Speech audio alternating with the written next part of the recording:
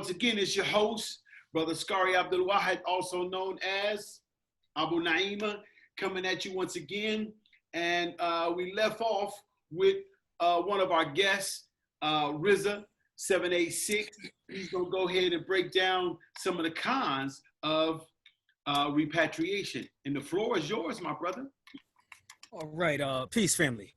First and foremost, I'm not against the concept of relocating, repatriation. You know, I don't want to get all caught up in semantics, but I support collaboration, you know, between the two, both sides of the Atlantic. Okay.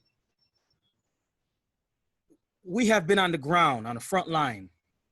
I'm talking about black folk, black Americans, African Americans on the front line in this country for 400 plus years. We didn't arrive to where we're at today, yesterday. Okay, it took centuries in the making to create us.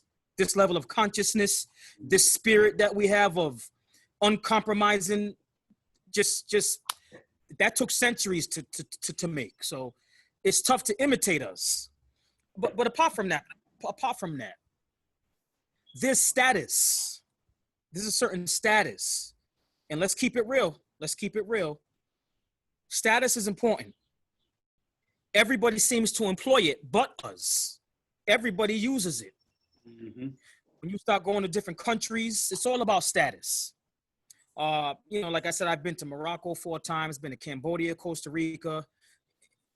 And when you're in a lot of these countries, like for instance, in Morocco, now Morocco has indigenous black Moroccans. I'm not talking of the Moroccans who are living in Marrakesh who are descendants of slaves.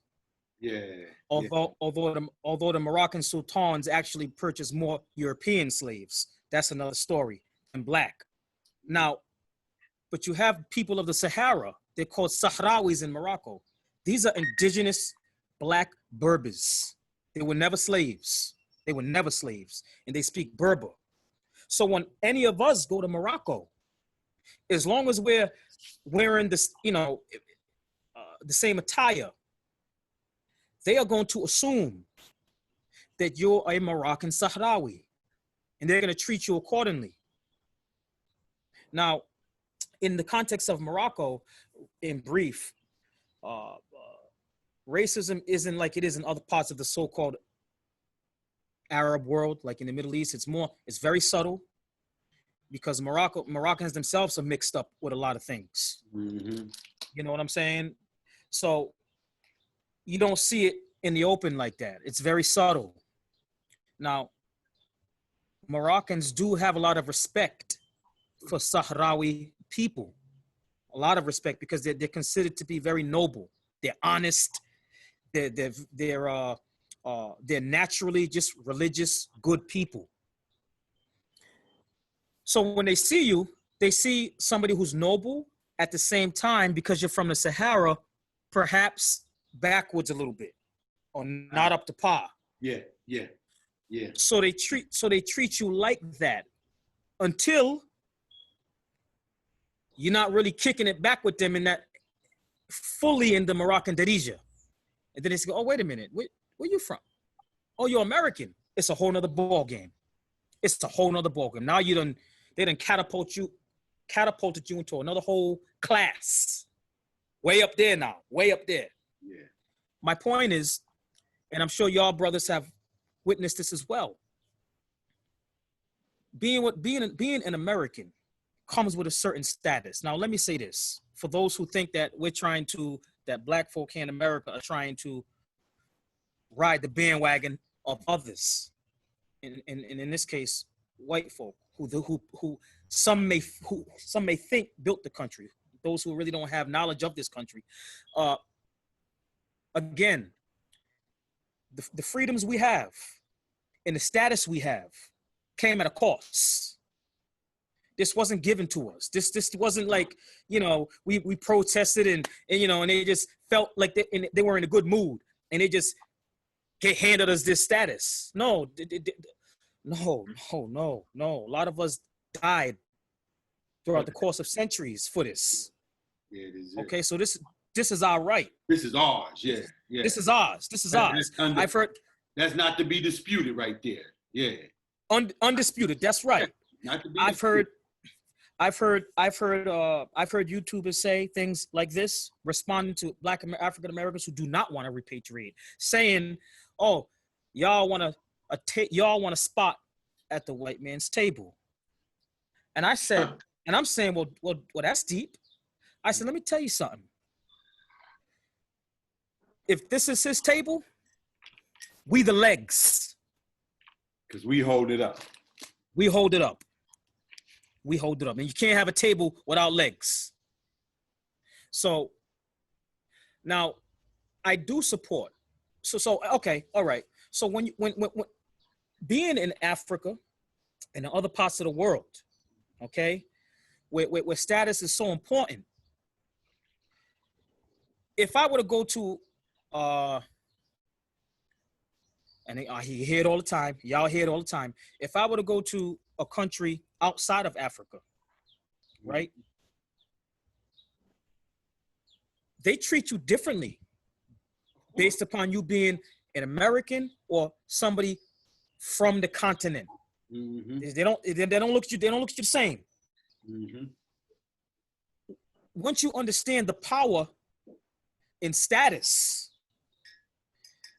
I mean, that's a no-brainer to me. Why would I forfeit that? Why would I forfeit what took centuries to build? That's like you telling me I'm in a boxing match, 15 rounds. That's like you telling me and political people told us before. That's like you telling me to forfeit the fight in the 14th round. Okay, I get you on that. But what about this right here? One doesn't have to forfeit that because right. you are who you are.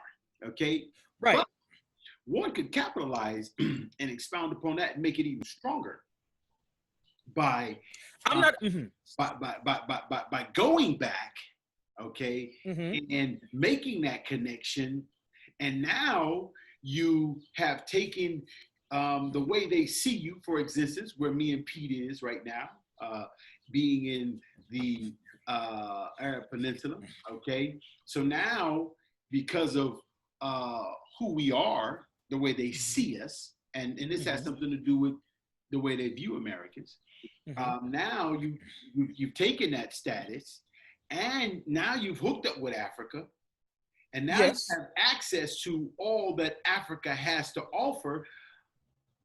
Unlike, for instance, if I'm in the States, I don't have access to uncut diamonds. Right. I don't have access resources. Facts.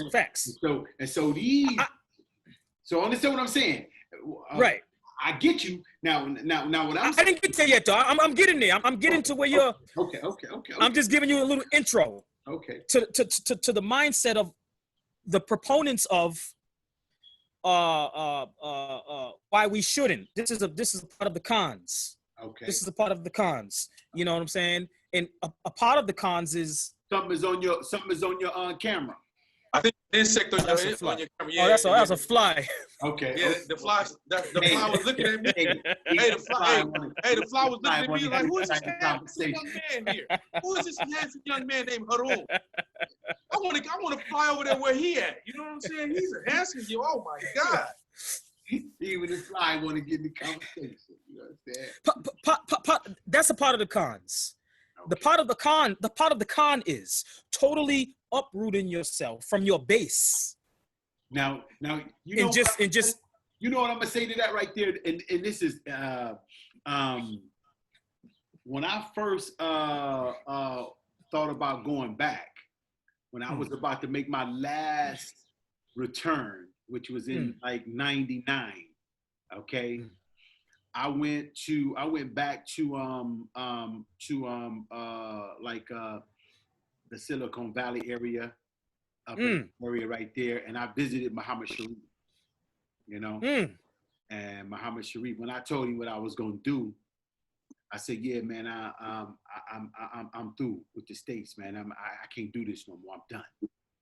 Right. He said, okay, that ain't nothing wrong with that, brother. Go ahead. You know, he said, so what you plan on doing? I told him, this time when I get there, I'm denouncing my citizenship. I'm only taking Sudanese citizenship. The brother leaned back like this right here. He said, why you gonna do that? I said, because I should be afforded that. You know what I mean? He said, but why would you sacrifice all that our ancestors have fought for? Right. And you know the weight it has over. Why would you forfeit that? And so that weighed down on me. You know what I mean? And then after I kept pondering it, it made sense. And I said, you know what, brother's right. You know what I mean? I said, you know, because my family on my mom's side come from, they were slaves to Indians, as I told you before, Choctaw and Chickasaw Indians. Right. Were part of the 5 civilized tribes that made the immigration from Mississippi up to Oklahoma. And so there's a long history there. And we are Americans before all other Europeans even arrived there. And so, so when he dropped that on me, it made me realize that, okay, you're right. There's nothing wrong with having dual citizenship. The majority of Europeans that are in America have dual citizenship. Okay? If they came over from Germany, they still go back to Germany and they still visit their people in Germany. After making the connection in America and staying for 4 years, they go and get they get the American passport, and then they still go back as Germans. Us, on the other hand, we don't come for 4 years to get no American passport. We Americans wholeheartedly. So here the understanding is like the thing I sent you today. With the sister who runs Blacksit. Yes. I follow her. I follow her. Yeah. So now the sister had, you know, they have petitioned the Gambian government and have wrote something for the up and coming new constitution, so that any African American or African Caribbean or African from the UK by way of the islands, which we call the Americas also when we get overseas, okay? If they come back, they automatically have a fast track to citizenship, which is something that should be afforded to us without question, knowing our situation and our plight. And so I shouldn't be compelled. That's a choice that I should want. You know what I mean? That if I want to give up my American citizenship, then I could. You know what I mean? And so that was something unique based upon what you said. So I mentioned that to say, yeah, I'm with you. And at the same time, because the benefits that me and Political Pete actually benefit from while over here where we are is because we're American. Okay. Right. So I totally support a transcontinental thing. Okay. The narrative in the amongst the Black diaspora, this is the narrative. People are saying, and for some reason this is directed primarily towards African Americans. They want us to just get up and uproot and leave. And I'm like, whoa, my G, what are you talking about? Like, whoa, slow, like chill with that. Chill. I'm all for establishing ties with our brethren on the continent and working together like family. I'm all for that. But don't tell me to just forfeit who I am and just pick a country and go to. I'm not gonna do that. I'm not gonna do that because my ancestors brought us all the way here. and their deaths have not been in vain. Mhm. You're not going to do that to us. You're not going to try to shame us into, some of us ain't ready. And there's other folk who don't want to. Yeah. And so what I would say for those that don't want to, Right. you know, I don't speak in terms of, as far as I'm concerned, a man has to make a decision that is best for his situation. Okay. As far as, you know, like the decision that I made when I made my decision. Right. What I did was that I went overseas to look at it for myself. And then, like when you get in Africa, if you only there for a visit, and you knowing, okay, when I finish, I'm going back home, and you know, so you know, if you're in a situation where you don't have no air conditioning and all of these type of situations, you could say, you know what, I don't like this right here, and you go back. Okay, but after going back, I realized certain things that were more conducive to really what I wanted, as far as right. You know what I mean? And so I decided, you know what, I'm gonna go back. So I went back again. Okay, and so in '98 when I went back, then I returned again. So the last time, I already knew. Right. This is right. it. So it was already set in my mind that, you know what, you know, I'm not doing this anymore. You know what I mean? And not because, like I said, one has to look at where he is and kind of like come up with a determination as to what's best for him. Okay. But at the same time, what I encourage brothers who are not working brothers who are already in the States right now, and you own welfare and you're not doing nothing, those kind of brothers, you know, those brothers need to stay in America. Okay? Those brothers need to stay in America, because Africa doesn't have a welfare system that is going to be, you know what I mean? It just don't have that. Right.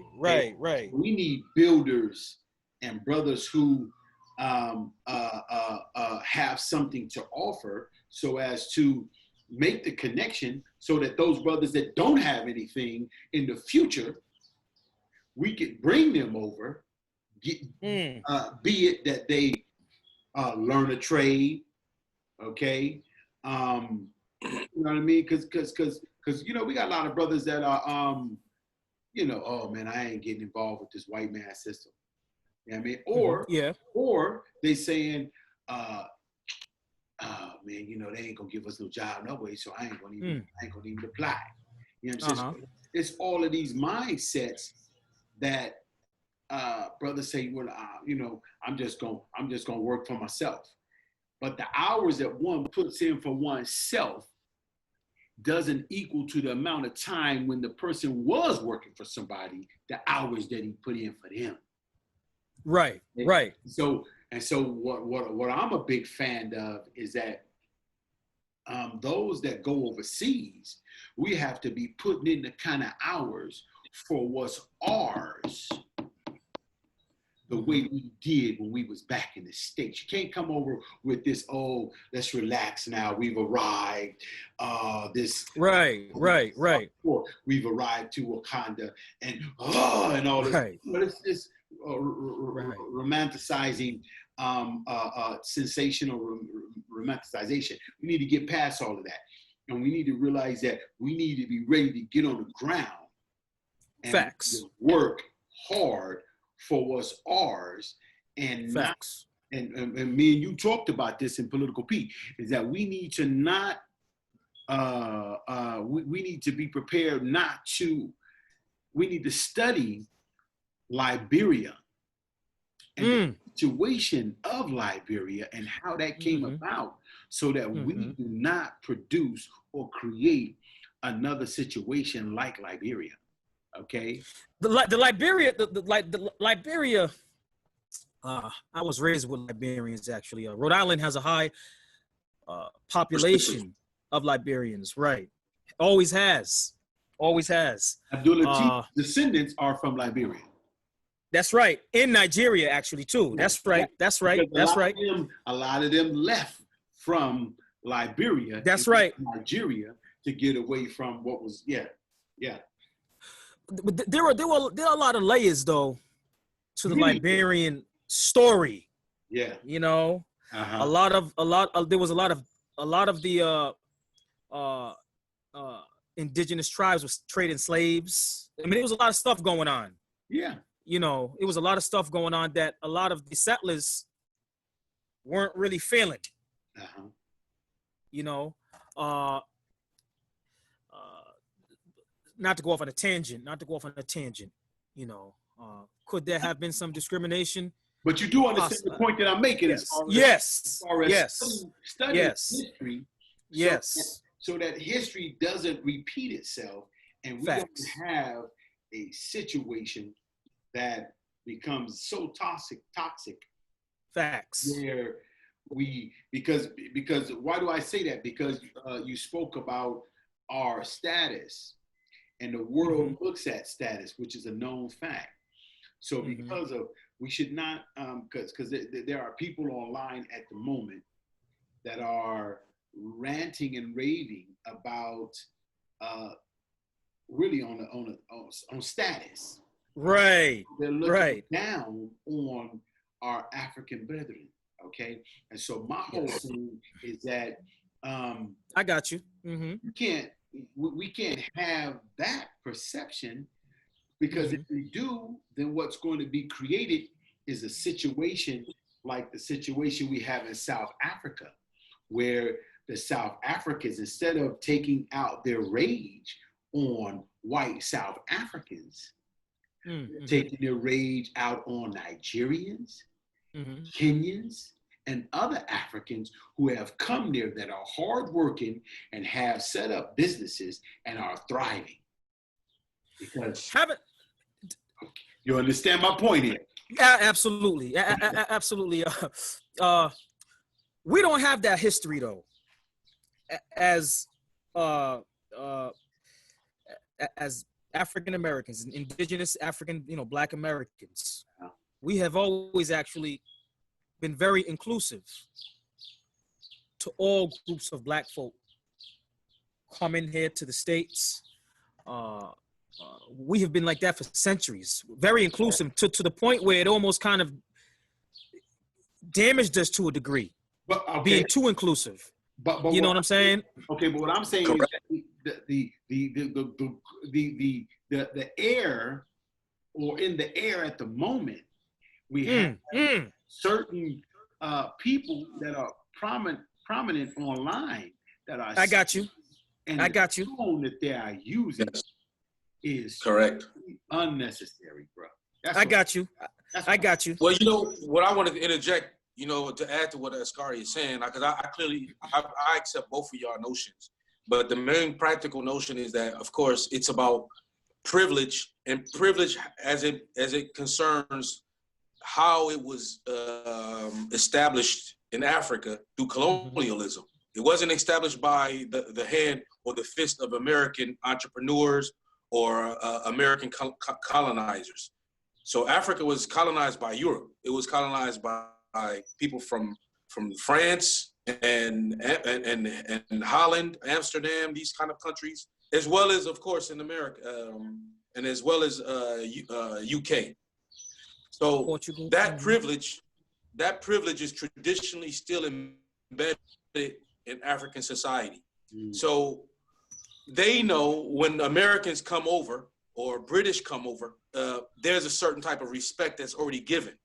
Doesn't mean, but when they see us as African Americans, like any other country in the world, the first thing is identity crisis. The first thing they're gonna say, you from America?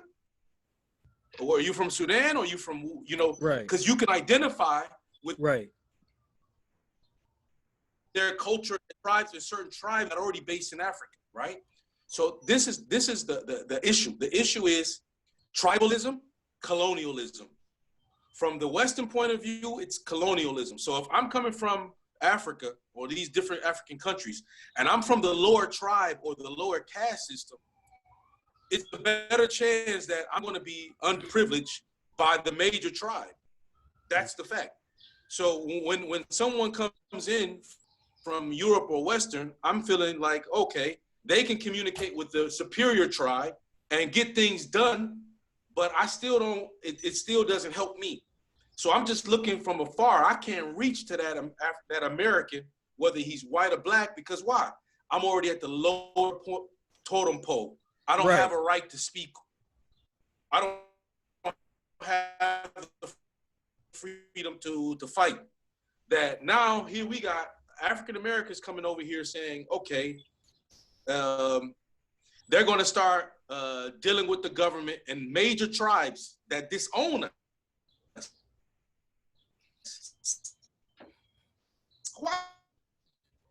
Quietly. Right? And nobody, Africa, Nigeria, whatever it is, and we're going to be left out as a tribe and a people. So that's very complex. So we don't see those things. We can't see it. So when we come over, we have to come over as first of all, we're not like the colonizers, as what Rizzo 786 put it. We're coming with a whole different definition and identity, because our identity spells struggle, and a lot of y'all guys know that. I'm a good example, brother Eskari. I went to Ethiopia. Allah is my witness. I swear by Allah. When I got there, I was welcome. I was me, a sheikh from the royal family of Qatar, and a brother from Somalia, homeboy, right? So we were welcomed by the government of Ethiopia to the highest level. This is before they had a Muslim president that they have now, or the prime minister, right? So when we got off the airplane, the government swooped us away like VIP in their burgundy limousines. And we met the minister. The first place they took us to was Minister Junaidi. I'll never forget him. He was a minister of transport and aviation at the time. And he was a Muslim. And he was from Oromo. So when we sat with him in his ministry, right, he invited us for dinner. Okay? So when he invited us for dinner, I mean, we suited and booted. It's me, Sheikh Fahd, which is from the royal family, and Abdul from Somalia, and me as an African-American from Detroit, Michigan. We stepped up in there. He invited us to a dinner party.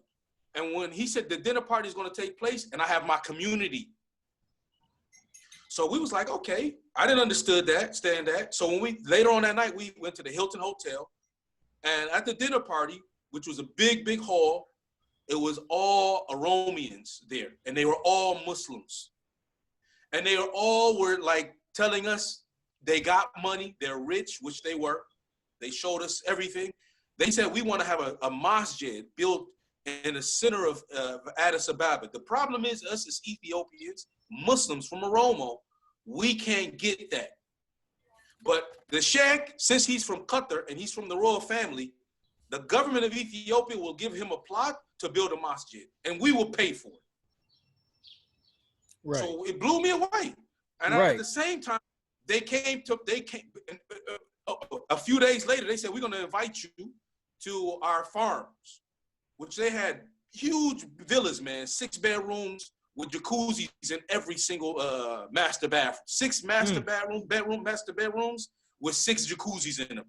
They were into agriculture and you name it, but they didn't have the opportunity to really have power in Ethiopia at that time. Yeah, government. So they came to the Sheraton Hotel where we were staying, which there was a big investment group. We were the investment group, and there was a big conference that was going on with the other Ethiopians to a strategic point of view. So they already had a program for us. So those Muslim brothers showed up, and they were sitting in front of me, and then they was like, they wanted to take me. So I told the people who were over my schedule, I'm talking huge government, those tribes that were in control at that time, Tigray. I told them,